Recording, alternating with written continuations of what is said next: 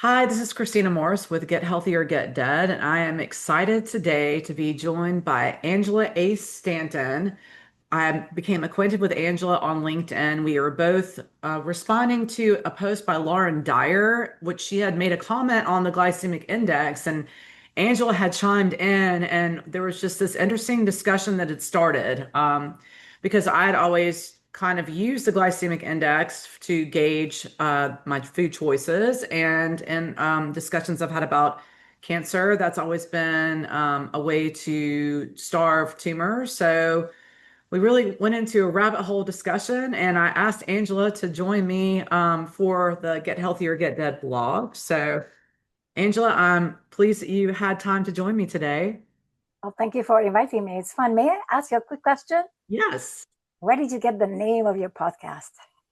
So that's an interesting question, actually. I'm kind of like my brand voice is very in your face. And so the point of the book blog, because there's a book that accompanies the blog, is to wake people up, shake them up to basically say, hey, here's your choice. You can either keep doing what you're doing, or you can take your imbalances by the bootstraps and let's go and get busy. So you can either get healthy or you can continue your journey down the spiraling path to being unhealthy. And the choice is actually up to the individual. So the book was born. I was kind of inspired by another consultant who uses a very direct brand voice. And so I figured, well, if he can do it, I guess I can do it too. And I'll just spin it with health and wellness instead of what he's doing. So that's kind of where it came from. Very cool. So sorry, I just needed to know that. No worries. And it's kind of cool because you and I kind of exist in the same with the same philosophies. I just want to kind of introduce you to my readers and your background. So I'm going to read some information that you shared with me about your background. So Angela holds a PhD in neuroeconomics from Claremont Graduate University, an fMRI certification from Harvard's Athenula A. Martineau Center. I hope I pronounced that correctly. For biomedical imaging, a master's in management science and engineering from Stanford University, an MBA from UC Riverside, and a bachelor's in mathematics from UCLA. Her doctoral research focused on how changes in neurotransmitters influence human decision making, giving her deep insight into the connection between hormones, brain, and behavior. After leaving academia, she turned her focus to migraines, both as a lifelong sufferer and as a scientist. Her work with thousands of migraine patients around the world has shown how nutrition, electrolytes, and low carb strategies can prevent and manage migraines. She is the author of Fighting the Migraine Epidemic and recently published research in Frontiers in Nutrition on how ketogenic, low carb, and carnivore diets can prevent migraines. Dr. Stanton is also an advocate for questioning mainstream health narratives, running the site Clueless Doctors, uh, and leading online communities that challenge conventional thinking about medicine, nutrition, and wellness. And you also have a migraine group on, I think, Facebook is Facebook, yes. so that's pretty exciting. That's a huge transition from academia to what you're doing now. So maybe you can tell a little bit about your journey and how you arrived at where you are today. Sure. And actually, I don't see it as a very big difference because basically I'm doing the same thing. I'm teaching every single day and I'm doing my own little research, maybe not in the lab, but with people and with me in general. So it's not that different.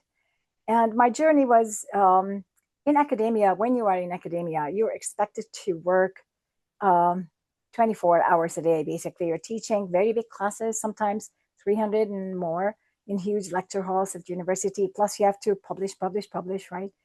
And also, I was a postdoc, and I got my PhD at a late age because I had children first, and then I went back to school to get all my degrees. So, get 12 years of education while I already had my children. Mhm. And so, my PhD I got at a late age of almost 55. And so, my options were also limited because of my age and because you know why. So, um, when what I did, I first went to Germany because Max Planck Institute, which is in Europe, is a leading research institute, offered me a postdoc position. So I went to Germany and it was wonderful. And I really loved it there, working with a lot of very good other researchers in the field of neuroeconomics, which is neuroscience, applying basically how the brain responds to economic and financial situations. So it was a very unique, niche kind of a area, and I loved it. But I had migraines every single day, and you just can't focus, you can't work. And then, of course, when I was teaching at university locally here, between classes, I would just curl up on two chairs with triptans and hope and pray that my migraines would disappear. And so not only was it very painful and impossible, but I also felt it was irresponsible because I couldn't really teach well. So I decided that I left. And I was very fortunate that my family could provide me the opportunity to not have to go back to work and to just figure out my migraine. So it didn't start out to be something for other people. I Hmm. simply just wanted to selfishly, I said, okay, I want to solve this. And I have the PhD. If it's not good for this, what is it good for? Yeah. And so I just jumped headfirst into reading every single academic article you could on migraine. Most of them, I would say about 80% of them are medicinal. So they were not useful at all because by then I went through every single medication and they weren't really working. So there was just simply no point.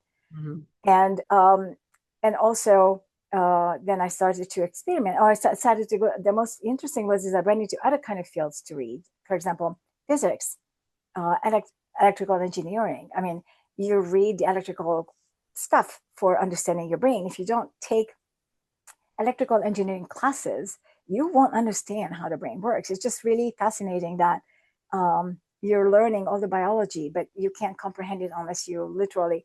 And so I found Stanford, my master was really interesting because it fit right in there because it was in economic, it was engineered economic systems. And so it was a completely different view and twist on a health focus, but with a lot of math and statistics and Yeah. electrical engineering and other kind of stuff. So it sort of kind of pushed me in that direction. And so I grew a liking toward these fields and I started to read all these articles and books. I mean, I have a bookshelf here full of textbooks of all fields. And it sort of kind of, I was able to create a picture because my education too is like all over the place with mathematics and physics and God knows what all mixed in. So I was able to connect the dots differently from what I saw in, by other scientists working in the field. Yeah. And so when I started to put things together, I said, okay, let me experiment. Given the brain's power of how it works, the things that could help me are calcium, magnesium, sodium, chloride, and you go through all the things. Yeah. And I've tried everything. I've tried all the vitamins, all supplements, everything. And I said, okay, one day I said, okay, the only thing left is salt. And you follow salt causes high blood pressure, all this kind of Yeah. stuff. So I didn't at the beginning. I said, well, it's better to die without pain Yeah. than to have the pain. And I took salt and it made it disappear. And I said, whoa, what happened? And I kept on repeating it. And it kept on helping me for that one time that I took it. And we used to have, at that time, my mother was still alive. We used to have a nurse helping Yeah. take care of her. And so she also had migraines. And so she asked me what I was doing. I said, well, I'm taking salt and it seems to work. So she started taking salt and it worked for her too. I said, whoa, okay, two is better than n equal one is n equal two. So Yeah. there may be something in there. So then I started to create my own data. I started to watch what was working, what wasn't working, and then slowly sort of kind of branched into what is now called the Stanton migraine protocol. Over the years, it changed tremendously. But I opened at that time, I wrote a book. That's how it all started, Mhm. which was, I don't really remember the actual title. It's a little green book that is behind me. That was my story. It was not an advice book or not a complete story or anything. It was just my story. Yeah. And I published it. And that was 2014. And it was self-published through Amazon. Yeah. And it became a big seller and said, okay, so a lot of people are reading it. And I opened up a Facebook migraine group. That's when it started. So the migraine group is 11 years old. Oh, wow. That's long. That's great. That is a very long time. Yeah. And the reason why I did that is because I was kicked out of all the other migraine groups on I'm Facebook because sure it's you're, all you're, led by, yeah, they're led by pharma and whatnot. So I was just always kicked out and blocked and whatever. And yeah. so I said, okay, no, I'm just going to open minded. And so now, of course, over the past 11 years, we had a lot of people coming and going, and they have many of them been back to work, and they're no longer in the group because they no longer have migraines. So now we have almost 20,000 people. Holly, that's so incredible. What an impact you've It's, made. That's fabulous. it's fabulous. So this is my full-time job, basically. It's a nonprofit. I don't take any payment for it, but we do accept donations, and that goes to help some needy migraineurs, or like if I have to publish a book or an academic article and it costs money, I can put some of that toward. Your nonprofit and your group. So I'm going to post all these links, but I want you to go ahead and tell Okay, about what your nonprofit and your groups are named. sure, sure. So what So, is your nonprofit? okay, so the nonprofit is the Center Migraine Protocol Inc. Okay. And so really what it does, I run a fundraiser usually once or twice a year. And then we have some migraineurs, predominantly in the United States, if they can't afford to buy the book, which I recommend that they read Yeah. because they have to understand what migraine is. And also we request that everybody measure their blood glucose and blood ketones. And Yeah. if they can't afford the kit, then the nonprofit buys the kit for them. That's lovely. That's So such, this is basically, and also if I like publish that academic article, it's very expensive to publish an open access article, which is what I don't ever want to publish in a journal or any kind of a journal that won't allow open access, because I want everybody to have access. And so these are the kind of costs the nonprofit covers. So it's nobody draws a paycheck, nobody takes any money from it. It's just for migraine associated things. And in fact, one of the members in my nonprofit is one of my admins in my migraine group. So and what is the name of the Facebook group? it's migraine sufferers. So Okay. if they go to Facebook, then /groups, on the groups, find me as migraine sufferers. That's such a great story. And I do feel like that we learn a lot about health and wellness through our own journeys. So I can kind of relate to your story. It's sort of like mine, but not with migraines. It's with other things. But I think it's fascinating. I think that's how we gather the best information to make the most impact, is to experience it Totally. yourself. Because when you're a patient, you know how a patient feels, and you know what treatments work, and you know you can educate people better about it and have Right. impacts. I think that's really fascinating, actually. So, Right. I want to know, um, let's talk about insulin in the brain. I wanted to know, how does insulin really influence not just blood sugar, but brain function and decision making? Okay. So brain function itself, we think of insulin as a main glucose manipulating hormone, but actually it isn't really a glucose manipulating hormone. That's just something we have to do, assigned it to do. I mean, we have insulin very specifically to take glucose out of the blood to transfer it to the muscles, but and fat. So these are basically the two main glucose sinks that use insulin. But in the brain, for example, there is no insulin for the use of glucose. Insulin has a completely different role in the brain. In fact, it has multiple different brain functions. Most important of which is literally to clean the connections. So it is responsible for the many connections between neurons for the communication, very specifically in the memory centers. So we're talking about if your memory fails for whatever reason, long term as you get older, it is most likely because you have insulin resistance in the brain, which in the brain means that there's nothing that is there to clean these connections and to maintain them. Yeah. And so you're losing your memory because insulin cannot get into your brain. So insulin has to have a pass through the blood-brain barrier, just like anything else. And when the insulin transport system breaks down as a result of insulin resistance, then the insulin can no longer get into the brain. In fact, there is a study which I was just looking for the other day because I'm about to present in South Africa on very similar lines Hmm. on the World Nutrition Summit, is that there was this one experiment with people where they sprayed insulin into the nose to get the quickest access. And these were Alzheimer's patients. And for the period of time while the insulin was actually active in the brain, through this nasal spray, they recovered some of the memory. That's fascinating. And so it was a fascinating article, a research article, and because it was on people, not on animals. So it was really interesting to see how important it is. But it also showed that it's not that the brain can't use the insulin, it's that the insulin can't get in there. So Yeah. that's the prime problem with having insulin resistance in the brain. And so it has a lot to do with memory. It has a lot to do with clearing the brain. And it also brings up often to me a question whether all these amyloid plaques and the tau and all Yeah. these things, if one of the function of insulin in the brain is to position these in the right place, because these do have protective functions, but they're just in the middle of the road. I mean, you may have good cars to take you from home to the store, but if it's broken down in the middle of the road, it's just going to cause a traffic jam, right? Yeah. And so I look at it that way.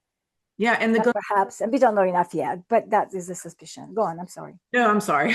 I was just gonna ask how the insulin interrelates with the glymphatic system because that bathes the brain and the spinal cord. I'm assuming that it's involved in that process as well. It probably is. I don't know if we know enough about all these little details, because remember, the lymphatic system was just recently discovered. Yeah. So we don't actually understand everything that insulin does. Our understanding is extremely limited, even in the body. I mean, we're just learning what it actually does. So we don't know enough yet to make a definitive statement of how it is, for example, functioning in the lymphatic system.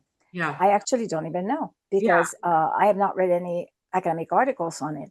So I don't know. And when I went through school and education, that didn't even exist in our knowledge yet. It's fascinating. I'm thinking about you talking about the brain having insulin resistance. I'm thinking about that coupled with the overstimulation from digital exposure and overstimulation and how it's no wonder people have issues with concentration and memory and all sorts of early stage brain inflammation with having, decreased insulin in the brain. So I'm curious what you think about that, actually. Okay, so I'm not much in support of the anti-digital, and so I'll try to explain a little bit about that.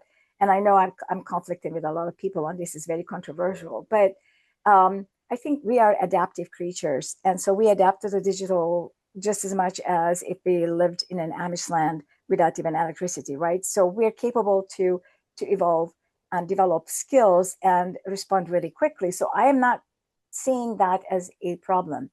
The overstimulation isn't necessarily a bad thing, um, provided that the proper food is given Yeah. so that your brain and the rest of your body can keep up with it and is able to adapt and adjust and is not spending 90% of his energy on immune systems fighting all the anti-nutrients and whatever else you're eating and doing. Yeah. And so I think it has a lot to do. The biggest problem is obviously nutrition, but there are other problems as well. I hear all the time that you need to eat less and move more. And I think it's actually completely incorrect, because if I look back and seeing my grandparents and my great grandparents, there were no gyms. There's nobody exercising anywhere. It's just something that we've created as an excuse, but it isn't really a lack of activity. We are sitting about as much as what our grandparents did, with the difference that we now have cars, whereas they had to walk to the bus station, or before that they had horse carriages, or had to perhaps walk if you were closer to a bigger farm area. And so maybe you did get more exercise, but nobody was lifting weights, nobody was running marathons. Okay, so if you're looking at it this way, people didn't really get more activity necessarily, but they ate different food and they spent a lot more time in the sun and the fresh air. Yeah. And so there were different challenges more associated with your environment. Today, our challenges are more in terms of the digital era. And so I don't see that as a bad thing, but I see that as the digital era came about, we reduce our time available to eating, drinking, and do leisurely stuff, spending time with family, whatever the case may be. And I think that creates a stress. And I think it's the stress itself that feeds back in a negative way. And I don't know if you're familiar with Robert Sapolsky. He's a very famous he's a very famous doctor from Stanford, and he spent a ton of time working on. He wrote a book about why zebra don't get heart attack. I think it was stroke or something like this, where he's explaining that stress. There are different kind of stresses, and so when you are in nature, such as a zebra, for example, you have stress that you watch out for a lion that can kill you, right? And so when you see a lion, you just take off at a very high speed and it's very stressful. But then when you saved yourself and you don't no longer see a lion, then you're fine and you return to eating and you forget the whole thing. You're not chewing on it. Okay, what if the lion is coming again, again, again? That's not happening. And we tend to do this other thing. What if, what if, what if? Yeah, the And room. so this kind of a stress is an ongoing stress that causes a host of activities in our bodies that we are not aware of. And the only reason I am aware is because I'm a migrainer. And so this was a prime subject in migraine. And this is how migraine starts basically, is that something initiates an overstimulation in the brain, which in the migraineurs have different brain completely from non-migraineurs. So we have a lot more sensory neurons and a lot more connections. So our brain is hyperactive to start with. And then we have an inhibitory problem and we have a voltage gated channel problems. We have channelopathy. And so we can't respond to that. And so what happens is it kicks in the fight or flight. Yeah. And so it's the fight or flight that makes a zebra run. But I'm not having a lion around me and I'm not running either. And so I'm sitting here with you. And if I now have a fight or flight, it is going to cause me trouble internal in my body that I'm not able to remove Yeah. like a zebra can. Right. And so in my group, for example, when people get a fight or flight as a result of just having a stronger light switched on or a louder noise, we literally fight it or flight from it. So I tell my migrants, okay, squat time, squat or go for a jog, whatever, literally act it out. And then it's going to stop. But most people don't run around from a meeting or in a meeting when Yeah. they're under stress, right? And so this is a problem. I Yeah. think this is where we are looking at the biggest problem and not in the digital era and it's not in the EMF and these kind of things. That's a fascinating perspective, actually. So I'm glad that you brought it up and we discussed that. So you're saying this is kind of a tangent from migraines, but this is interesting that you just made that comment about to get up and move when you're having the stimulation. Because I know people, because I've never suffered really from migraines. I maybe had one or two in my whole entire life. So I can imagine how hard it is for someone who does suffer from that problem. And what I know is usually people have to just lay down dark, no stimulation. So how do you get those people over that hump to be able to get to moving again? Okay, so it's the salt because basically every single activity in our brain is run by salt. Yeah. Sodium must rush into the neuron and potassium comes out of the neuron, and that causes the action potential, which is the electricity that then causes every single activity in our brain. But in the migraine brain, we don't have enough sodium. That is a major problem, and so there are many reasons why we don't have enough sodium. Migraineurs are salt wasters, so we tend to urinate at a lot more salt. There's a study from 1951, a clinical trial, that showed that migraineurs excreted 50% more sodium than non-migraineurs. So we excrete a lot more sodium, so we don't have enough in our body to run. We also have very low blood pressure. I mean, my blood pressure on a good day is 110/70. Yeah. I've been as low as 80/50. And Yeah. yeah, that's our normal blood pressure. So we don't have enough blood flow. And if we have our blood volume a little bit too low because we are not hydrated, Yeah. then guaranteed to end up in a migraine. And so it's not the triggers that they always talk about. And it's not even the light or the sound, because if I am properly endowed with sodium so my brain can handle the light or the sound or the smell, then I'm not going to get a migraine. Yeah. So the point of my treatment, the most important part of my migraine treatment is to take salt. Yeah. So I am here sitting with a bottle of water Yeah. and a case of salt peels. Oh, wow. Okay. Okay, so I don't drink water without salt. I actually don't really anymore either, Angela. I've started. There you go. Okay. Yeah, well, and I don't have migraines, but over the past year, I was listening to Andrew Huberman a bit, and he always like wake up with a glass of water, throw some salt in it. It wakes up the brain. And so I was like, okay, hey, that's a good idea. I think I will. I actually wrote about that in my book. I do the same thing. I don't do salt tablets. I put in just whatever salt I have in the house. I just put a Perfect. fraction. Yeah, but a lot of people don't know that salt is a healthy thing to add to your water, and they're under the impression, just like with fat and uh, Yeah. those those um those untruths that have been taught and programmed into people, that salt's bad. So I would love for you to talk for a minute, maybe stepping away from the migraine population, but more about healthier adults and how important it is to have salt in your water and how important hydration is in your daily routine. Sure. Well, first of all, prior to our sanitation and all the water filtering and everything, the water that is accessible by any lake, even freshwater lakes and rivers, are brackish. So we don't really have water without salt. Even the tap water has a little bit of salt, but it's very little. But the role of the salt really is very important because we all tend to know that sodium attracts water. So water will go where sodium goes. And that is very correct. But this on its own, excuse my cat's tail just Have to, coming on. don't worry about it. And so that on its own doesn't really tell much. But what sodium actually does, it in our body controls the osmolality. So osmolality is a very difficult word to work with, but our water in our body, our blood, is basically salt water. And the role of the salt in our water, in our blood, is to, first of all, go to the right place in the right amount at the right time. Right. And so there's very little sodium inside our cells, but there's a lot of sodium in our blood. So if you look at a blood test and you look at the electrolyte panel, you're going to see that there's about 33 to 40 times as much sodium in our blood as potassium. So that is the most critical element in our blood.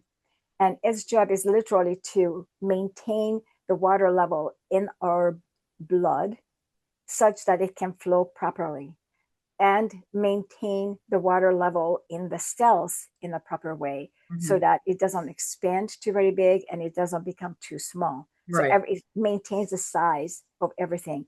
And so when we reduce salt in our diet, there is going to be a shift of electrolytes all through our body. And not only is it causing a problem for our kidneys, which use sodium pump, but it also, because it activates renin, which is then a vasoconstrictor, it will constrict our blood vessels. So it's exactly the opposite of what they want to Right. achieve with reduced salt diets for those with hypertension. The more you reduce the salt, the higher the hypertension or blood pressure is going to And go. So it's exactly the opposite. kidney patients, the recommendation. Right. It's Yeah. exactly the opposite of what they should be doing. Yeah. And I by now have several people in my group who had, including my husband, who had a little bit of a weaker kidney because of some genetic or medication, whatever the cause is. When you add salt to water, not to food, but to water, it actually improves the kidney function Yeah. as well. But it's very important to understand that if you reduce sodium completely from your diet, your cells will burst, they will explode because they will fill with water, because water will go wherever it wants to go. And they will fill with water if there's nothing controlling where that water is. Yeah. So if we reduce the water from our blood vessels, which is the interstitial space also around the cells, then more water will enter the cells and they will just explode. Yes. So you're better off. You can't really overdose with salt as long as you take it with water. If you take it with food, there's a different effect because salt in food will pass through the gut and it will be going inside the cells and it will be eliminated by the feces. The feces are not appropriate to eliminate a lot of salt because our colon is trained to pull back salt. It will recycle sodium from our feces. So we will recycle a lot of sodium through the colon, whereas the kidneys are made to excrete sodium. So you're better off taking a lot of salt with your water than to eat a lot of salt with your food. Yes. So someone with hypertension or someone with kidney disease could essentially just eat a normal salt diet and put Mhm. salt in their water, and they would have probably an improvement in They their, do. I've shown in my group. yeah. So that I just want to highlight that point because like that's one of the biggest misinformation things I feel like out there in standard medicine is these facts that get started and they're teaching these patients, and when the kidneys fail, where that's when you start getting into a lot of problems all over the rest of the body. So it's Totally. to maintain kidney function. So I'm glad that you are actually making a point about this because I feel like it's a really important educational topic for those types of patients. Also, in addition to that, athletes, like when you're sweating and when you're doing, so I asked you questions and I wanted to talk about like different training because You have different athletic events you do. You have short events, longer events, ultra endurance events. And I wanted to talk for a minute about hydration and salt in that picture with these types of events and training and athletes. Okay, so it depends on what kind of sports events you're talking about. Are we talking about marathon, or are we talking about weightlifting competition, or Like so? marathons, more like, long distance biking, long distance paddling, Okay. those types of things. Okay, so in terms of cycling, so I have and marathon, I have several members in my group. I think I would say maybe about 10 who do long distance kind of sport activity competitively, some of them, and others just for fun. And what we do is I would tell them, like on a marathon, you can take salt at any time, but don't take water. So they will take a salt pill and and this is a capsule filled with salt. Nothing, it says no magnesium, nothing else in it. It's just salt.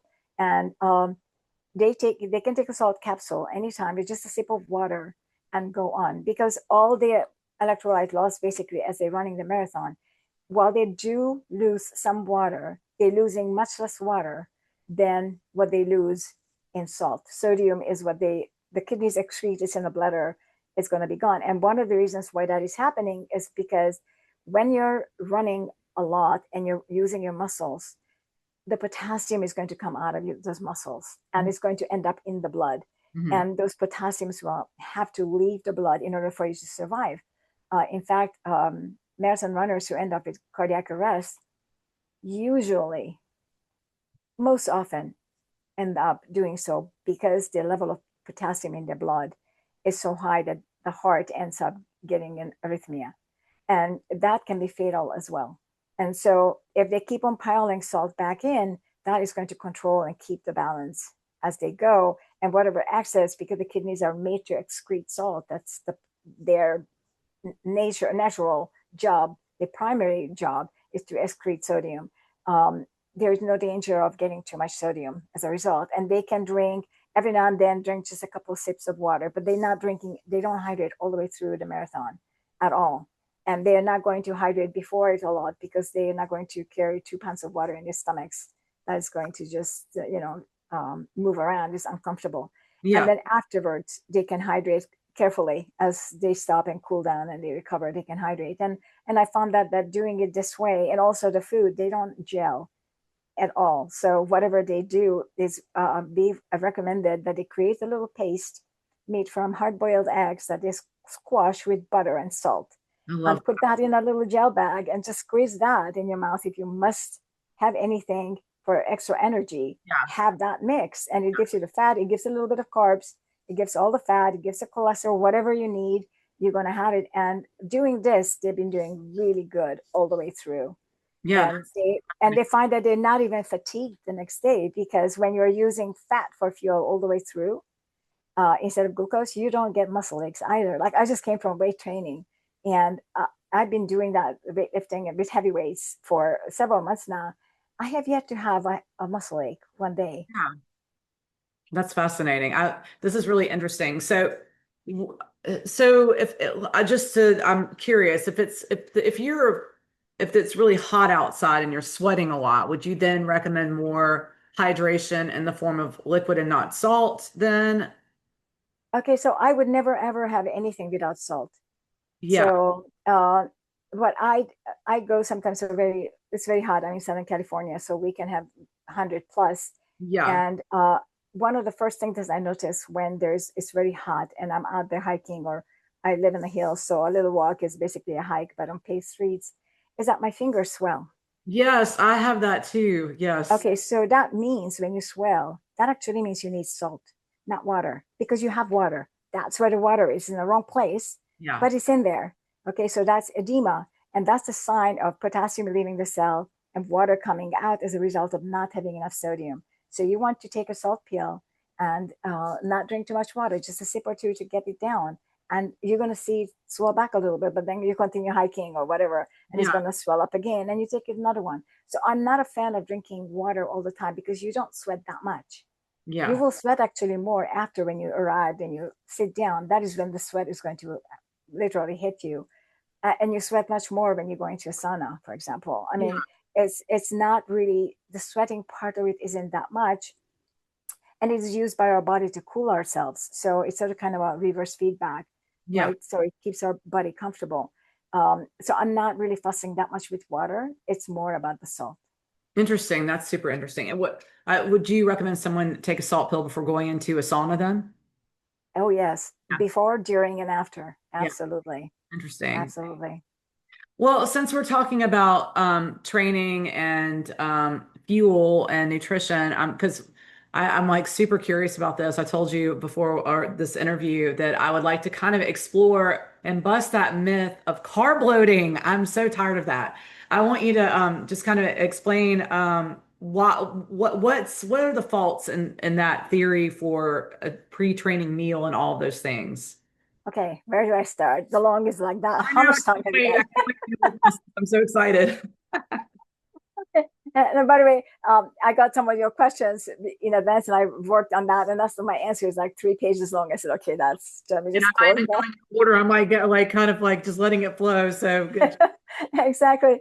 And so let me start first of all. It's coming from the behavioral end of things. Carbs are our favorite, right? Oh, They yes. give for everyone a dopamine hit. Yep. So we already explained the addictive nature of carbs, and we aren't talking about eating sugar. We're talking about eating fruits and vegetables, also sugar, but it's fruit and vegetables. So if somebody thinks that eating pasta or potato is not carbs, it is pure carbs. It's the highest form of carbs, and it's probably the worst form of carbs. And so, prime of the probably the biggest reason is that it is a comfortable thing to do, and it's also a social thing to do. So, people who go for some kind of a marathon or something, they may get together the night before to carb up together, right? Yes. So it's a social thing. Everybody loves the taste of it, so that's that. Plus the addictive nature of it. But it became very well known, and of course, I also have to say that this carbing up makes absolutely no sense because unless you run a marathon or worse, there's no chance you will run out of glycogen anytime soon. So it just makes no sense whatsoever. But assume that everybody in the world is running a marathon and they want to refill, their glycogen reserves. Um, there's also a problem that the reason why it became so well known is because it's a multi-billion-dollar industry, right? Look at all the Gatorade. I don't want to say brand Oh names, but I God. mean, That train. oh yeah, and I used to drink those too because I believed in what they were telling us, right? And so we know better Yeah. than that today. And so it's very difficult to work in an industry that is catering to another industry because the sport industry is also an industry, right? Yeah. None of these two existed in the early 20th century or before that. And so these are all just booming together and increasing. And so this is the reason for it. And also, it didn't help that there were a lot of academics pushing it as well at the time when it was created. And it is very interesting that the lead academic in the field who was pushing the carbing up is now anti-carbing up. And my talk in South Africa is in his organization, Oh, which great. is Tim Noakes, right? This is really Oh, yeah. Tim fascinating. Noakes. Yeah. Yeah. Yeah. Yeah. Okay, so we all smarten up after a while. But so back to carbing. So the reason why carbing makes absolutely no sense is because when you eat a lot of carbohydrates and it converts to glycogen, and glycogen is put away and is stored, and we have about 140 grams of glycogen. Let's just say sugar. It's the same thing. Basically, it's just a starch form of sugar for storage. So we have 140 grams worth in our liver and about 300 grams worth in our muscles. Mhm. And then when we go for a marathon and we are close to like about three-quarter done, suddenly we have no more. Yeah. Okay, so what do we do then? Many people bunk at that stage Yeah. because, yeah, because there is no backup system. Because even though they may even be overweight and have hundreds of thousands of calories of fat on them they could burn, they can't because their system is set up to burn only carbohydrate Yeah. and it can't switch. So you have to train your body to be able to switch. And this fat adaptation, and I'm not talking about ketones, I'm just talking about standard fat adaptation, Yeah. means that your metabolic health has to be exactly perfectly right. And your body can seamlessly switch between glucose burning versus fat burning. and then later on to ketone burning, depending upon what organ and what it does. Because also within our body, we have compartments that each use different fuel. Mhm. And so what I'm looking at basically for any kind of physical activity would be the muscles and the heart. So, and the lungs, of course. And so when we are looking at this, the heart, for example, does awful with sugar because sugar burning creates a lot of reactive oxygen species. It also generates heat and lactic acid, the Yeah, very thing that causes a muscle ache. right. And so we can stop working out and have a massage to get it out of our muscles, but do we stop our heart to Yeah. do the same? And we can't. So it can literally cause problem. So we need to focus on also for our good health and our quality of our run or whatever else we do, we need to focus on what our body uses as its primary fuel. And so the reason why we are carb loading is because we believe that the primary fuel for our body is glucose. Right. And that's false information. Yeah. And so many people told me, and they still tell me, well, but look, we burned glucose first. I said, no. If you now go ahead and drink a bottle of beer, which is alcohol, now you're going to burn alcohol first. Are you telling me that alcohol is your primary fuel Yeah. because you burn it first? And they're just confused. But the fact is, the reason why we burn glucose first is because it's a toxic fuel. Yeah. Okay. And so if we didn't have glucose to that we carved up with, then our body would be burning fat, which is its natural, non-toxic, high energy fuel source. That's why we're getting 9 kcal per gram of fat, but we're only getting 4 from the sugar, right? We get 7 from alcohol. We're getting more energy out of running on alcohol than Yeah. we do from sugar. Yeah. So, and this is why it exists, and it's very bad. Yeah. Uh, It is very bad because the cure is to go do a gel, like you were just saying. Like that's the go-to. Like the people I know when they're doing these ultra endurance marathons are like carb up before, gel when you fall. I'm just like, no, that's not what you should be doing. But so that's endurance. But what about sprint races? What would you recommend? Would you recommend carbing up for that before the race? I would say that for a sprint, yes, you would have to carb up because a sprint requires different kind of muscles. There's a long twitch, or I'm not a specialist in this, but Yeah. it uses different muscles and it uses them in a different way. Yeah. And the fastest sprint is coming from excuse me, coming from an anaerobic environment Yeah. because your heart will pass above your maximum heart rate, so you will enter anaerobic stage.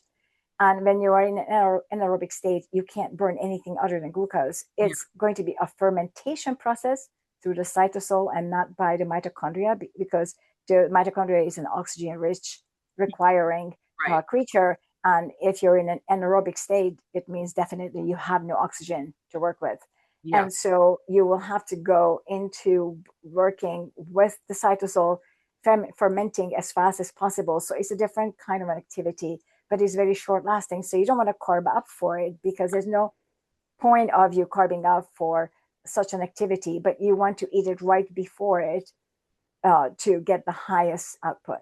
Yeah, yeah, exactly. That makes total sense. So what would you recommend? Like, what would be a perfect pre-fueling for a race day for an endurance race? What would you do for that? Nothing. You wouldn't eat, but you would do it fasting? I probably would do it fasted. Okay. And so one of the reasons why I would do so is I discovered, and of course, I'm not doing long distance anything. I do weightlifting, which is my Yeah. favorite thing. But, and also I'm too old for long distance stuff to start it now. But what I discovered is that my heart rate drops by about 15 points if I am working out fasted. So I'm gaining a lot more energy as a result because my heart doesn't work so hard. Yeah. This may not be true for everybody. A lot of people, for example, benefit from going for a walk after eating, and I can't because Yeah. my heart rate, it seems my whole body is focusing on digestion. Yeah. And I digest my food extremely fast. Within half an hour, even the biggest of steaks is gone. But for me, I can't. But for other people, maybe they can. But if I were to compete, um, it's going to be on empty. And Yeah. I work out on empty all the time as well. I fast every single day about 18, 19 hours and usually go to the gym. By the time I get to the gym, I'm already at about 15, 16 hour fasted. Yeah, yeah, I fast every day too. I I never work out fasting because it puts my body into a stress state, but that's just me. But Yeah, it's individual. I'm also perimenopausal, so there's like fluctuations in my hormones. So I have to be very careful about it. So it is very individually based, but that's fascinating how your body handles something like that. That's I wonder Well, if that's something for other migraine patients too. yeah. And so most of us experience the same thing. We just seem to be all like Popsy twins. It's really amazing how migraineurs all seem to be alike. But you have to know, I'm in my 70s. And so You're my, no way. yeah, I'm 72. I just turned 72. I was, yeah. And so in my 70s, I would like to do a lot of things that my body was going to say, Yeah. forget that. And so not everything is possible. And so my body will react to it very differently than your body will react to it differently. So it's age dependent, but it isn't just age, it's also genetics. Yeah. And so when I got, for example, my 23andMe, which was a genetic thing, it told me, yeah, I am a weightlifter. And sure enough, I'm very strong, much stronger than I thought I were. Yeah. And so it's amazing. Even sometimes my trainer said, wow, some of my young clients can't do that. So it's really amazing how much you can do if you choose the right thing for your body. Yeah, I agree with that. Let's oh, I want to talk about the glycemic index. Yes. 'Cause that is so fascinating. Like that post just like opened up a new world for me that I was not aware of. But okay, I'm not a nutritionist. My background is anesthesia and I've fallen into functional medicine and infectious disease. So please let's discuss that topic. It's fascinating. Okay. I love it. I was so happy that you brought it up because I wasn't thinking about it. And it's not a topic that anybody has ever asked me about. And so I did a little bit of research for the past couple of days and went into it just to make sure that I had it verified that is everything I'm saying okay here Yeah. because it's a little bit outside of my territory, but I was really excited about it. Yeah. So if I remember correctly, a few years ago when the glycemic index was released, it was somebody's dissertation, if I remember it correctly. And so the clinical trial, the experiment was really just a handful of people that they checked it on. And basically, what it really is just looking at, it is really just, it was a lab test originally to see how these people, these few people, and let's just say this one person, because Yeah. that's what we look at how this one person would respond to with his or her individual metabolic state at that time to these foods. Because just recently a study came out, it's a Stanford group, so I'm just looking at it, it's in the Nature, so I can give you the link to Yeah. it. Please do Uh, put it in the article so people can look at it and read it. Yeah. yeah, so it is a fantastic article. And this is a person at Stanford who did what I did. He did with his metabolic health what I did with migraine. So it's an N equal one kind of an experiment, which got published because this is so sensational. And Yeah. so he shows that how you respond to glucose will have four different, at least four. We now already know there are four different kind of person you can be that can change how you respond to the very same one slice of white wheat bread, right? So you can have the first type of personality would be is that your diabetes or metabolic instability will be presented as muscle insulin resistance. And so your muscle insulin resistance, your muscle is your biggest sink for glucose. So if you have an insulin resistance, then you can't sink all the glucose in there. And then you're going to, those are the people who need more insulin to put away the excess glucose that they have. Yeah. The second type is a beta cell dysfunction, which is the one that leads to type 1 diabetes, right? Right. The third one was an impaired incretin response, and these are the GIP and GLP-1. And so if your gut doesn't have enough GLP-1 receptors or those are non-functional receptors and also in your brain, then you will absorb the glucose a lot more because what GLP-1s do is they sort of kick the glucose goodbye and allow you to have a better metabolic health as a result. And the fourth one is what I see most often people have, which is a liver glucose deregulation. So this is the problem where the glucagon and glycogen are not regulated properly. And these are all modulated by insulin. And I see people who may not even eat for, I don't know, like you and I, fasting for 16 to 18 hours, and suddenly they get a glycogen dump. So we end up with a blood glucose of 140. That was a huge glycogen dump for absolutely no reason. Yeah. That's what this is when you have the liver dysregulation to the point that you're not controlling how much glycogen you're releasing continuously. So this is the most frequent one. But these are 4 different responses. And so if you, in the study, they were giving people, I believe it was a banana and some cookie or something. I forget now exactly what it was. And so they mapped how people responded in terms of their glucose response. And they also measured their insulin, and everything was totally controlled for. And what they discovered is that you eating the same cookie and banana may react very strongly to the cookie, but not at all to the banana. And I may react very strongly to the banana, but not the cookie. So we have individual responses, even though we're eating the same amount in the same direction, the same way, right? And so the glycemic index says nothing about this, that you may be different than I am. And then other stuff that is of importance, for example, what time of the day are you eating that Yeah. banana or a cookie? What did you eat before? Like if you have a big meal on your table and you start it with the banana and then you eat your meal, you're going to have a completely different response to that banana than if you ate your meal first and then ate the banana at the end. Yes. And so does it really have any meaning to look at then the glycemic index if it's not telling us what in general people do? Because it isn't. It's giving you a lab number. It's almost like a range. But it's just a one number. But I would like to see it maybe that, for example, for white bread, the glycemic index may be from 45 to 150. It's not stops at 100 because that is considered the maximum. But that could be a range based on who you are, but then it has no longer any meaning.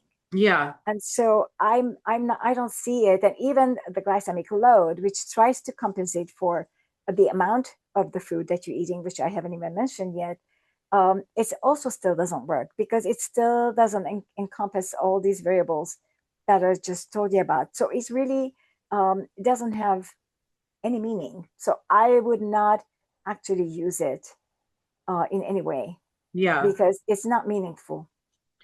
Because everyone, it depends on the person's metabolic flexibility. Right. And so let's talk about that for a minute. How does one become more metabolically flexible? Okay, so that is actually what I work on day and night with all the members who come into the migraine group. And so it's not difficult, but it is amazing to see what differences there are between people. So some people may recover within a day, Yeah. and some can take 2.5 to 3 years. And there's no way for us to know in advance of who is going to respond to it and who is not. And so what I do in order to control the glucose, of course, the obvious is that you cut out the high glucose items like all the grains, all the starches, all the sugar and other sugar type sweeteners like honey and Yeah. maple, and these kind of things are all cut out of the diet. And of course, we also watch what kind of carbohydrates they can eat and how much. But still, what I find is that this is not enough. So I had to, because there's a huge, very individual responses, and some people will not have any reaction whatsoever. And I'm going to also tell you how I measure that, how they react to eating even a watermelon, whereas another person will react tremendously eating 2 raspberries. And so the differences are so huge that I had to sort of modulate it in a different way as well. And so what I did with the Stanton migraine protocol is I created 2 kinds of eating ways that the migraineurs use. And one of them is the protocol proper, the original, which is a low carb, high fat base with very fixed macros. And then the other one is carnivore. We don't do keto for migraineurs because they tend to get sugar crashes and that causes a lot of issues. So we do a lot of carnivore, but very fixed macros. And within that, we have 2 kinds with dairy and without. So we have these 3 ways of eating. And I enforce a very high animal protein Yeah. eating in that. I have actually now won vegan who was willing to sacrifice herself to be our, she has a hashtag vegan guinea pig, because she is working and helping us create a protocol. She's a migrainer and helping us create a protocol for a vegan person to see if we can do it on a vegan way. Because up until now, everybody just got pissed and left, but she Yeah, decided to stay. that's And interesting. so my way of looking at controlling metabolic health is by increasing protein and fat, moderate fat, because at the beginning, if you increase fat too much and you reduce protein to the keto level, then they're going to end up getting sugar crashes because they still depend on sugar to some degree. So I have a high level protein where they eat protein in excess, and the excess protein amount that's beyond their protein synthesis capability, uh, demand driven, will change into glucose. Not just like as if you ate carbohydrates, but demand driven, which is a little bit better. And so what I find is that, so my macros for the carnivores in my group and be measured by the weight, by weight percent rather than calories, but for the general population is more calorie based. So it seems that it's either 50-50 between fat and protein, or it could go up as high as 60% by calories of fat and 40 on the protein.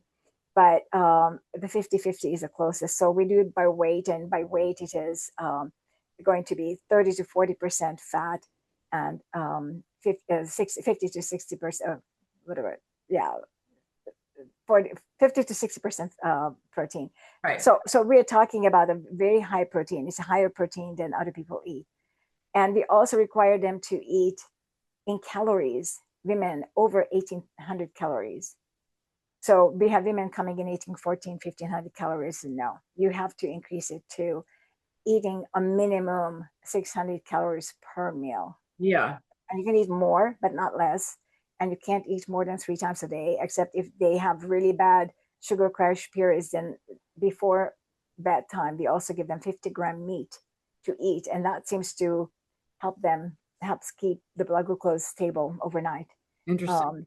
And so it's a very high protein diet. And the when we go on the low carb high fat, and they add a little bit of carbohydrates, I don't go very low on carbohydrates because of the ketogenic diet. I don't want to do ketosis. I want to do higher. So they go between 50 to 70-gram carbs a day Yeah. is their range for women, and I believe 60 to 80 for men. Yeah. And so it's highly controlled, and they are running everything by chronometer, which is our standardized in-group measure that you, as the USDA, they have to use only generic entries. So it's not brand name. So we know precisely their protein amount, leucine, and all this kind of details, which the brand names don't give. And we control very tightly. And I run tests that are called, are you familiar with Kraft? You mentioned, Dr. Kraft? and I kind of looked it up, but can you just speak about what that is quickly? Sure.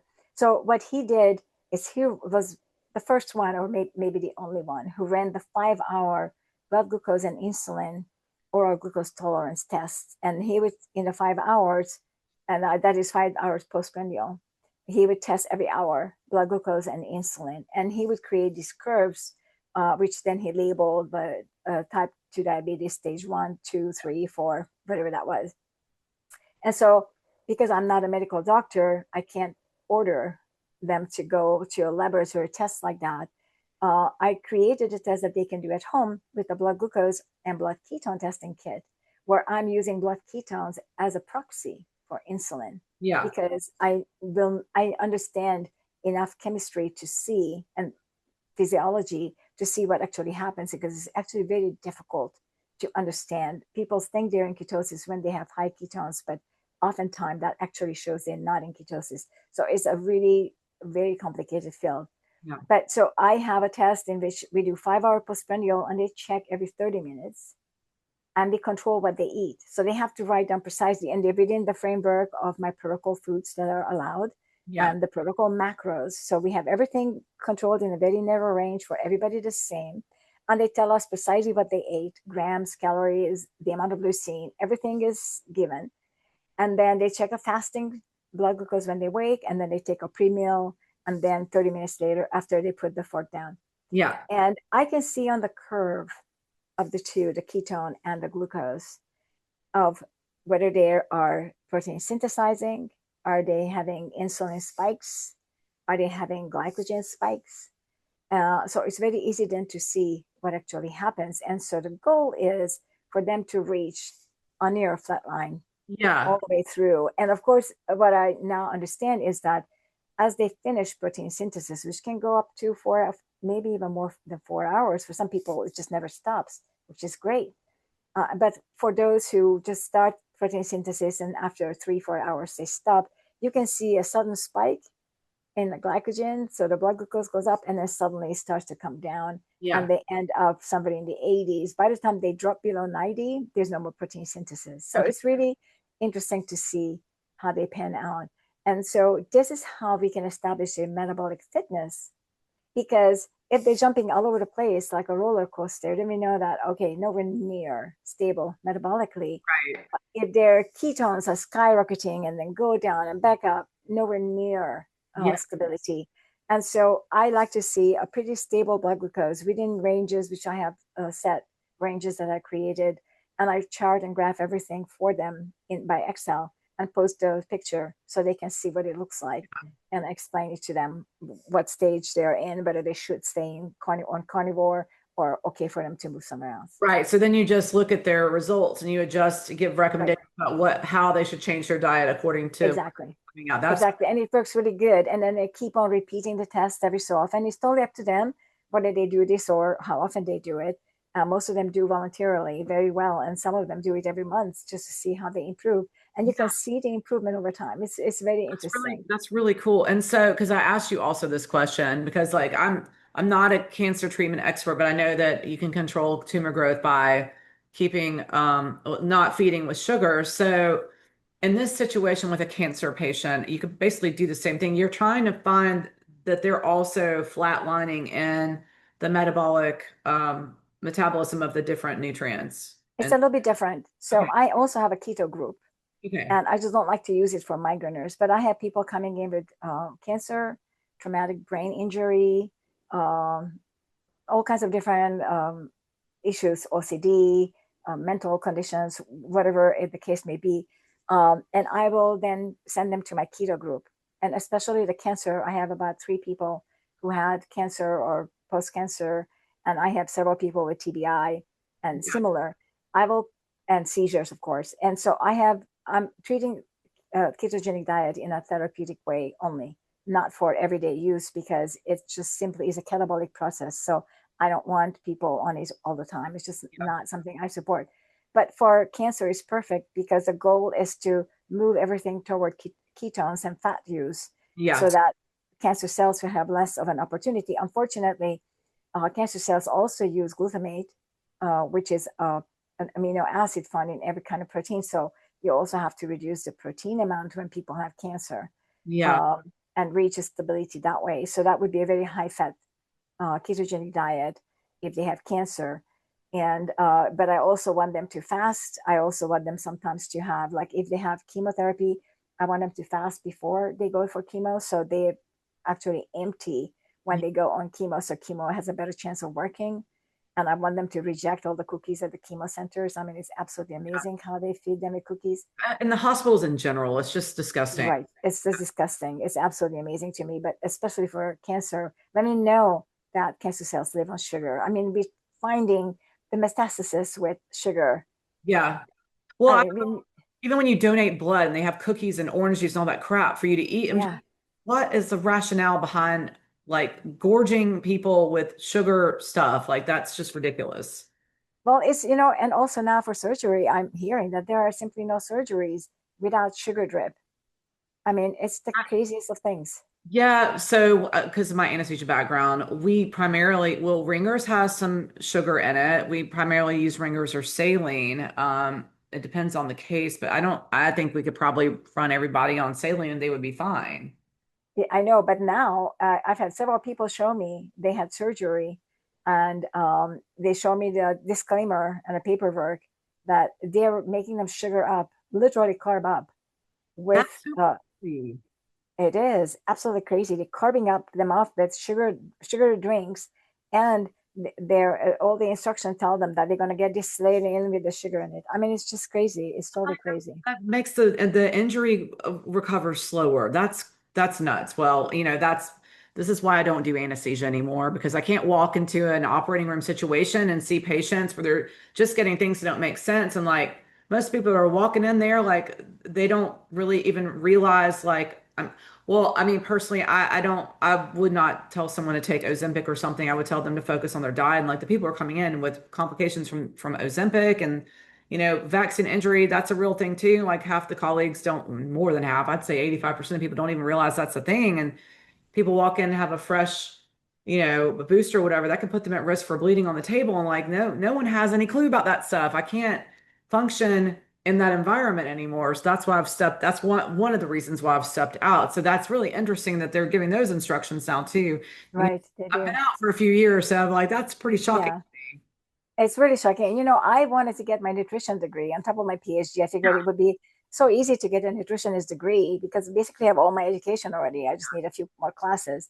But they said I would need to have a residency for 1,000 hours in a hospital. Yeah. And I said, okay, do I have to follow the dietary guidelines when I'm making my recommendations of what the person with, say, a kidney damage Yeah. will eat or drink? And they said, yeah, you have to. I said, well, then I'm killing the people. Yeah. And so I never went to take it because I just couldn't stomach that.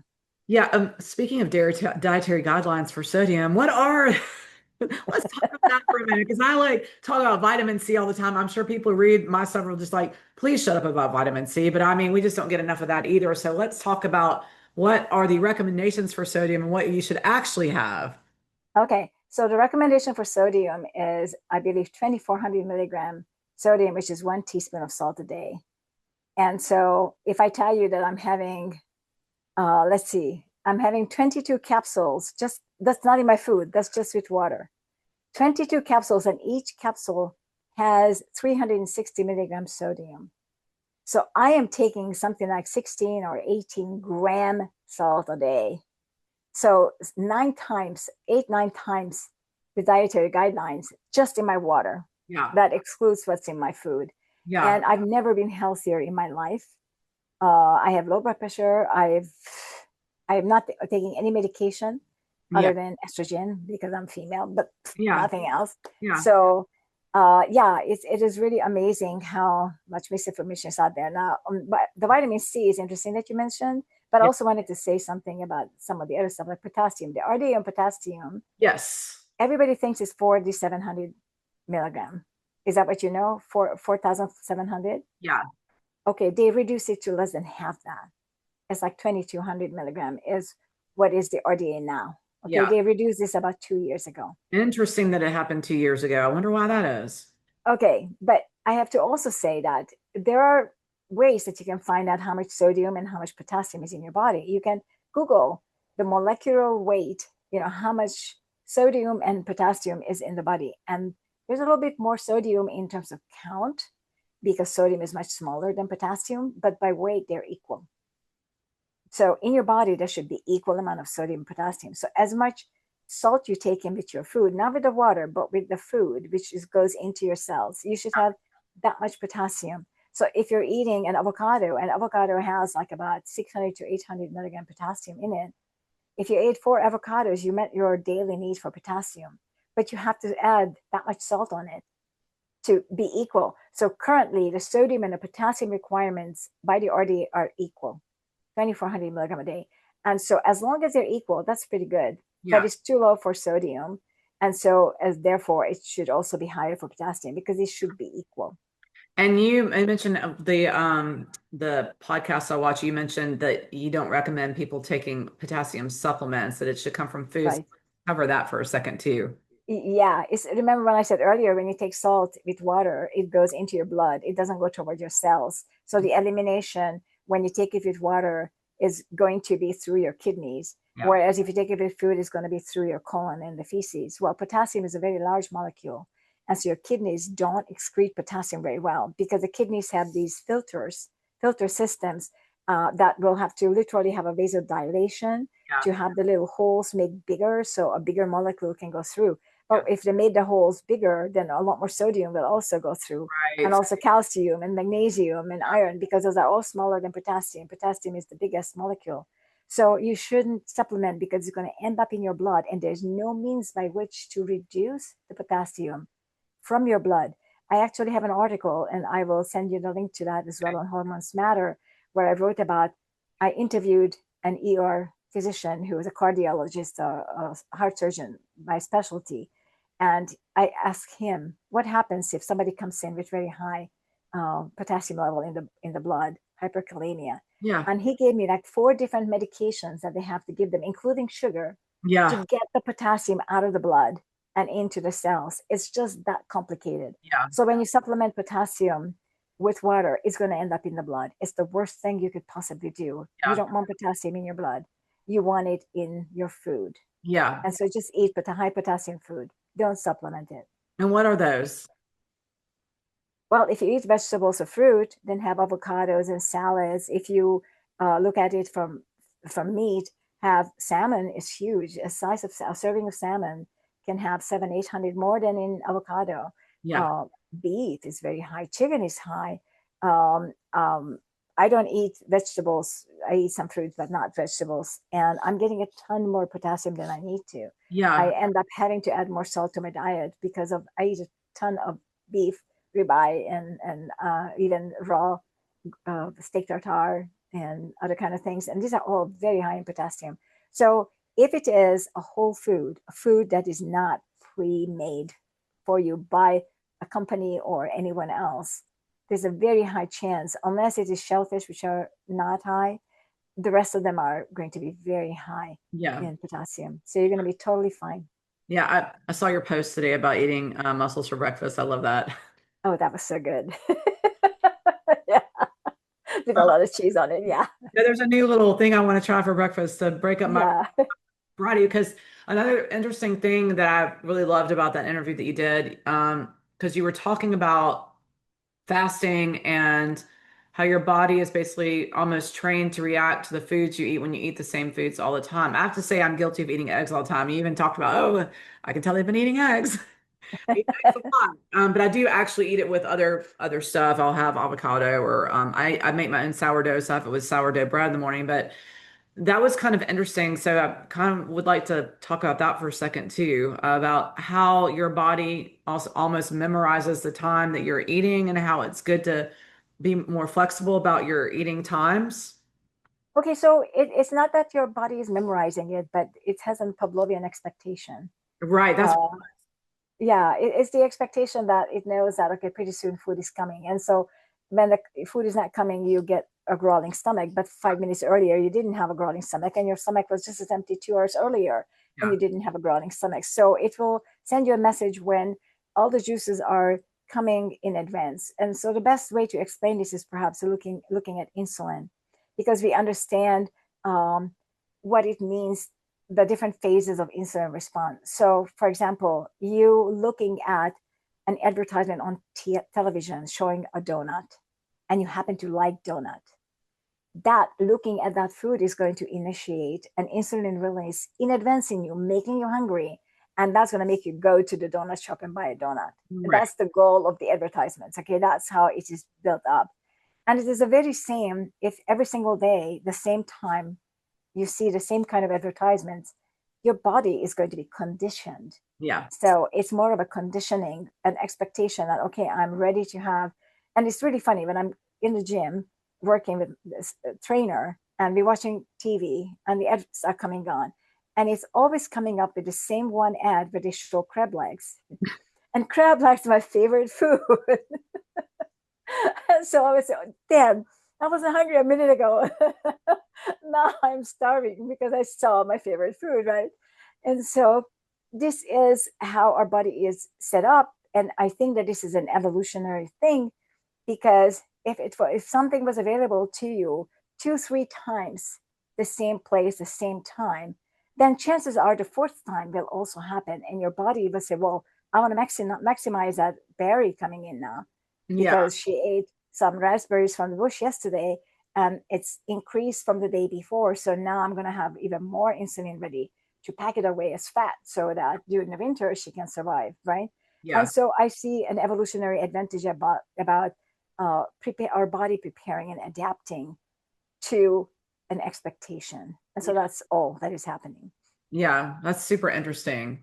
Um, let's see, make sure that I didn't skip something important. Oh, let's talk about clueless doctors. Because I think that's awesome that you started that. So, tell me about what kind of resistance you face from the medical community when you present your findings. Okay, so it depends of where I present and what I present. And so Uncle as Doctors itself, I had a lot of feedback, lately mostly positive. It seems that the people who follow it are supporters and Yeah, not the naysayers. So I get very few. I get some letters and emails coming in that, what were you thinking? But they're normally okay. And it is known as the activist side. So if it's, and I have some topics pulled off that were not allowed during yeah, COVID time, they're under password and that kind of stuff. Um, but it is really, it itself didn't really steer the brown stuff too much. But when I carried the articles to other places, like LinkedIn, where you and I met, or yeah, Facebook or elsewhere. So in LinkedIn in particular, I will get a lot of feedback. And there are a lot of doctors who openly are doctors and openly are discussing what they're believing in it, believing in. And their comments are very interesting. And so I do get a lot of backlash from that. yeah, In terms of the medical industry, I used to at the beginning with respect to migraine, but they sort of kind of stepped back because it somehow spread really quickly how salt helps. And so a lot of people read it. And also I was published in different newspapers and other kind of things. And the last one was a video where that has like 3 million followers. And so it became just too widely known for them to bug me. So they aren't really after me. And I'm not after them in any way either. But the publication part is a problem. I'm Publishing. I'm sure. That is why. And actually, it's really funny because I had this article that I published that I mentioned at the beginning at the Frontier. When I submitted it for peer review, and there are 3 reviewers usually. I'm a reviewer too for other journals. So there were 3 reviewers in this one too, and one of them, he or she, I think it was a he from the UK, said, "Well, we have medications. We don't need you." Bye. It's literally. I mean, he just did one review, and he closed it off as not accepted and closed it off. No discussion. Nothing. That's just ridiculous. I mean, It was totally. But clearly, this person, whoever this person was pharma oh associated yeah, because yeah, he didn't say that I don't like what you wrote or I disagree with you what you wrote. He said, "Well, we have medication. We don't need you." So that's clearly a pharma kind of a you response. know response. I've been And so it's and I had it my account that I presently have is a new one. I got deleted for reposting Vigi access data regarding vaccine injury. That wiped me off of LinkedIn and all my connections. So have you had that experience? And no, because I heard of other people having it, and so I was very careful about it, and I moved everything off of Facebook. Facebook removed some posts from my group because I wasn't openly discussing it, but they removed some posts from my group. And then so I moved it on Clueless Doctors, but under password. So Facebook no longer dictated what I was working, and because it's under password, nobody dictates what I'm writing. But I yeah, must say that at the beginning, in terms of vaccine, I am quite vaccine supporter. I'm not against vaccines in general. And at the beginning, I got several COVID vaccines myself, but I have come to now understand what really this particular vaccine, how, I mean, look at it this way, whether I get vaccine or not, doesn't matter. If you catch the bug, you should be building up some sort of resistance. And that's the point of vaccine as well. Well, I caught it 5 times. yeah, yeah, I never been able to build up a resistance to it. So yeah, why would I build up a resistance to the vaccine? yeah, It makes no sense. And so it no longer makes sense to get it. But that's another question. Um, but so most of the backlash that I get that I can see is that, for example, I could never apply for an ethical board approval to run a clinical trial because it would require for me to remove the people from their medications. Because in my group, they stop having headaches, and then they start removing their medications, and everybody ends up without medication. Right. But I can't start that way, obviously. But the ethical board will not approve any reduction of medication ever, even if the person has no more pain. It would have to be the same way as it started. And if they're not coming off the medication, then there's no way for you to know whether you actually really cured the migraine or you didn't. And also, what ethical board would approve the amount of salt that I Yeah. am eating? It's not possible. So this is where I'm bumping into. And so I have come to the conclusion that it doesn't matter, because I'm not really doing this for fame or to publish or to be known or whatever, Nobel Prize. I'm not doing any of that. I'm doing it because I can do it. Right. And because you want to have help other I want people to help. with your problem. Exactly. Exactly. Yeah. Yeah. I think that's anyone who really is for the patient has the same feelings. They're not in it for making $1 million. They're in it for help. Exactly. We're healers. Like that's what we do. So, Exactly. It's yeah. a moral standard and how we set up. And so it makes me feel good as well. So I get it back because I get a lot of good feel, a lot of dopamine hit from having somebody cure their migraines and not having a whole year without migraine for somebody who used to have it every day. It's That's a amazing. dopamine hit to have is when you're helping people feel better, isn't it? Like that's way better than any other dopamine hit Exactly. you get from some other means. It says if someone listening today wanted to take Oh the yes, first step toward being their own advocate in health training and nutrition, what would you tell them? yes. Um, okay, so this is a very good one, and I have a very big response here. So let me just shorten it. That if I were to start to recommend everybody to start their road, the first thing I would can't speak, recommend them to do would be to learn about the stuff. So Yes. don't just watch YouTube videos and don't just read one book, because if you don't have enough background knowledge and enough statistical understanding so that you could understand what a good statistic is in a publication, because just something published doesn't mean it's And yeah. statistically valid at all. In fact, there's a 99% chance it's statistically incorrect. And Yes. so I would recommend them to, it's not like you go back to school, but pretty close, because you have to understand the basics. And I find people who I deal with who can't even tell me what a carbohydrate is. Yeah. And so when you have so little knowledge, you should not be listening to people. You need to first learn the basics for yourself of what carbohydrate is, what your body is like, how these things function. You have no alternative but literally to take some textbooks and read, so you have a cursory knowledge, just enough for you to understand when they say macros and the carbohydrate versus protein, what a protein is versus meat, for example. These kind of things are very important to know and understand, Yeah. and how each works in the body. So you need to, if you need to take classes, whatever it takes, but don't just settle on watching one person Yeah. on YouTube. It's a personal responsibility to do your own research. Like I can't say that enough to people who follow me. Like we literally have to be our own advocate. It'd be great. Like hire an advocate if you can afford one. Like I would love to be someone's advocate if they want to hire me. I would be glad to work for them. But I think it's important just from a personal responsibility standpoint to do that. And totally agree. And on that note about studies, yes, like I know the person cannot really read a study, but the first thing you can always do is go to conflicts of interest and see if there's a money trail and see what organizations are involved in funding that study. That's going to be your red flag number one.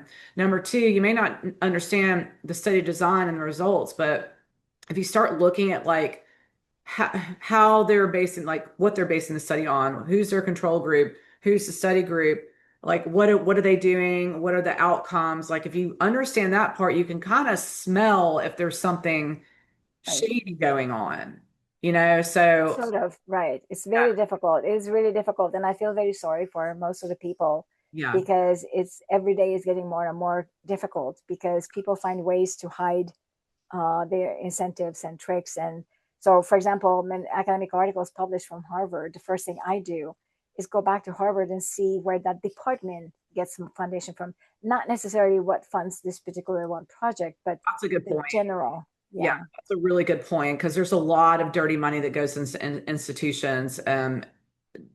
it's mind blowing actually, and it's detective work tracing all this back. Like I just did an article on this wellness company that just that they you trace back. Like I didn't actually initially do the research, but I read research from a couple of bloggers who traced it back, and their research was just great on it. But you literally have to do that about everything, you know? And it's just it's sad that we're, have come to that point, but it's personal responsibility. It's Right. And it's very difficult for many people to do that. And they will run into a big name person on YouTube and they'll stick to that person through fire and ice. And I support many of these YouTube doctors and scientists, and some of them I absolutely adore and follow. But even they, the nearly perfect ones, will time to time say something I will disagree with. And so, but I need to have the knowledge enough for myself to be yeah, able to see that what they're saying is incorrect. yeah, And so that's very difficult to achieve.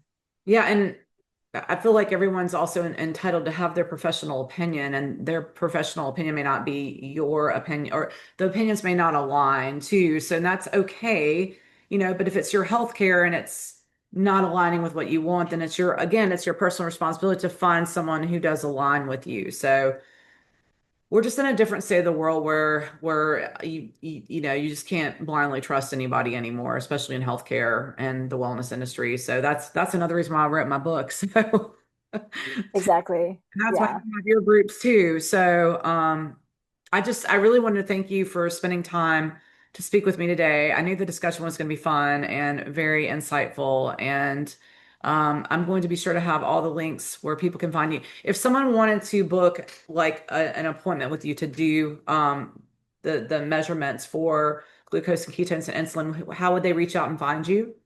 Oh, they can send me an email or join the group. So there are two people in my group who do some form of consulting if anybody wants a private help. One of my admins, Terry, she does all the basically the protocol itself of how to eat, what to eat, how to measure, these kind of things. Yeah. And she's also a terrific cook and comes down with amazing recipes for carnivores and other kind of stuff. Yeah. And my angle is more of the biology. So if somebody wants to hire me for a private consult, they can do that. And the best way to get a hold of me is through my group, or of course privately through by email, or contact me on any of the comment things on my web pages, and they'll come to me. So that's not difficult to do. But I find that in the group, so somebody who has issues with migraine, um, they don't really need to consult because we provide them everything in the group. People call all the files and documents there. They said this is the migraine university.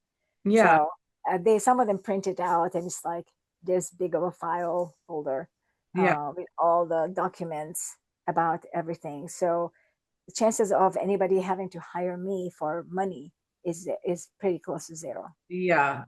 Well, that's really great that you have such a wonderful free resource place for people to go and learn. So really, people have no excuse to do it. Exactly. It's up to them. Nobody's forcing them and nobody's charging them for anything. So totally up to them. Yeah. Well, Angela, thank you so much for spending this time with me. I really appreciate it. Well, thank you so much for it. It was a great discussion. I really enjoyed it. Thank you so much. Me too. Thanks.